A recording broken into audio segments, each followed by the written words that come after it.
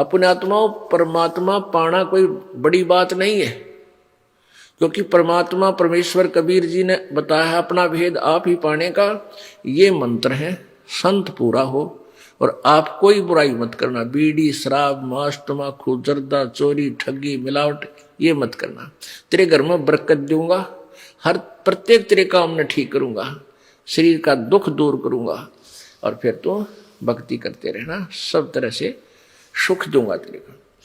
तो फिर तो ये जब एक बार हमारे हृदय में ये समा जाएगा कि सचमुच जो कबीर परमेश्वर ने हमें बताया है वो यही मंत्र था और यही ज्ञान था, हम गलत दिशा में जा रहे थे, फिर हम उस एक मार्ग पर चल पड़ेंगे।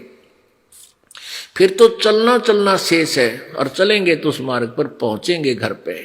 अगर हम विपरीत मार्ग पर जा रहे हैं तो कितना चल रहे हैं, वहां नहीं जा ही नहीं सकते। तो हमने अपनी दिशा जो है वह सुमार्ग पर करनी है। अब हम कुमार्ग जा रहे हैं, तो इस सुमार्ग पर आपका दृढ़ विश्वास करवाने के लिए, क्योंकि सभी अलग अलग रास्तों पर जा रहे हो, आपको ये विश्वास दिलाने के लिए कि आपका मार्ग ठीक नहीं है, आप अपने घर को नहीं जा रहे हो। और उसके लिए सब मैप दिखाए जाते हैं, ये नक्शे दिखाए जाते हैं। देख आप यहां खड़े हो और आपका घर इधर है, आप इधर जा रहे हो। तो बुद्धिमान लोग किसी ना किसी तरीके से स्वीकार कर लेंगे, हाँ अब हम दिशा गलत है, तो तुरंत मुड़ जाएंगे। मुड़ जाना चाहिए अगर उसने घर जाना है, यदि वो होश में है। और कोई शराबी है तो वो तो उल्टा कहते उल्टा, उसने जाना ही बकवादों में है।